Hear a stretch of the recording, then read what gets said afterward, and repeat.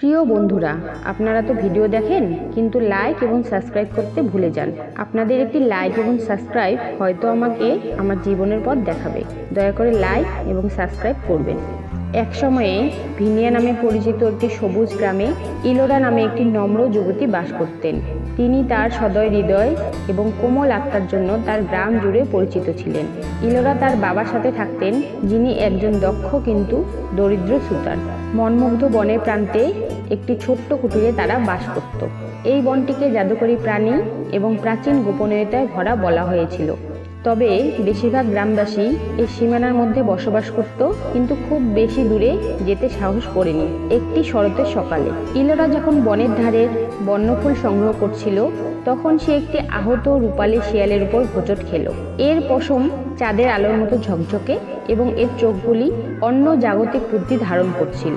শিয়ালটি ছিল আহত, তাই ইলোরা আলতো করে এটিকে তুলে তার বাড়িতে নিয়ে গেল।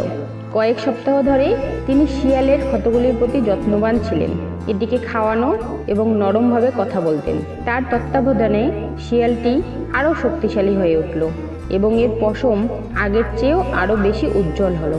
এক সন্ধ্যায় পূর্ণিমা যখন আকাশের উঁচুতে ঝুলছিল, শিয়ালটি তার পিছনের পায়ে উঠে দাঁড়ালো এবং একটি রাজকীয় মূর্তিতে রূপান্তরিত হলো, যিনি ছিলেন অ্যালেরিক নামে একটি রাজকুমার। তিনি বললেন, প্রিয় ইলোরা, তুমি একজন দুষ্টু জাদুকরের দ্বারা আমার উপর দেওয়া অভিশাপ ভেঙে দিয়েছ। তোমার উদারতা এবং সাহসিকতার জন্য আমি তোমাকে একটি বর দিতে চাই। তোমার হৃদয় যা চায় তা বলো আমাকে। ইলোরা হতবাক কিন্তু ভয় না পেয়ে সাবধানে চিন্তা করলো এবং বলল, আমার বাবা আমাদের জন্য অক্লান্ত পরিশ্রম করে, তবুও আমরা প্রতিদিন সংগ্রাম করি। আমি তার প্রাপ্য সমৃদ্ধি এবং স্বীকৃতি পেতে চাই। প্রিন্স অ্যালেরিক মাথা নাড়লেন এবং তার হাতের দোলা দিয়ে কুটিরটিকে সোনালি আলো দিয়ে ঢেকে দিলেন। সাধারণ বাড়িটি একটি সুন্দর বাড়িতে রূপান্তরিত হলো এবং তাদের কর্মশালাটি দুর্দান্ত সরঞ্জাম এবং উপকরণে ভরা হলো। ইলোরার বাবা জেগে উঠে দেখেন যে তার কারুশিল্প রাতারাতি অলৌকিকভাবে উন্নত হয়েছে এবং তার অতুলনীয় দক্ষতার কথা দ্রুত ছড়িয়ে পড়ছে।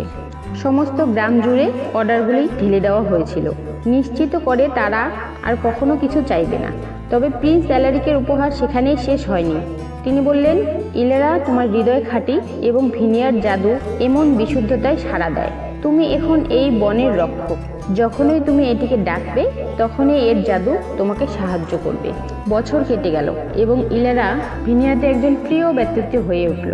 তিনি তার নতুন পাওয়া শক্তিগুলোকে প্রয়োজনে সাহায্য করতে, অসুস্থদের নিরাময় করতে এবং গ্রামবাসী ও মন্ত্রমুগ্ধ বনের জাদুকরী প্রাণীদের মধ্যে শান্তি নিশ্চিত করতে ব্যবহার করছিল। একজন মাছুতার হিসাবে তার বাবার খ্যাতি তার গ্রামে সমৃদ্ধি এনেছিল এবং তিনি তার দিনগুলি সুখ এবং তৃপ্তিতে কাটিয়েছিল। সকলকে মনে করিয়ে দেয় যে ইলোরার গল্পটি একটি লালিত কিংবদন্তি হয়ে উঠেছে। সকলকে মনে করিয়ে দেয় যে দয়া এবং সাহসিকতা পরিমাপের বাইরের উপায়ে পুরস্কৃত হয়। দ্য এনচ্যান্টেড ফরেস্ট তার অভিভাবকত্বের অধীনে সমৃদ্ধ হয়েছিল। এর গোপনীয়তা এবং বিস্ময়গুলি সেই মেয়েটির দ্বারা সুরক্ষিত ছিল, যেটি একটি জাদুকরী রূপালী শিয়ালের দ্বারা বন্ধুত্ব করেছিল। এবং তাই ভিনিয়া অনেক বিকাশ লাভ করেছিল, যা জাদুকরের একটি প্রমাণ যা করুণার মধ্যে থাকে এবং একটি বিশুদ্ধ হৃদয়ের অসাধারণ শক্তি ছিল।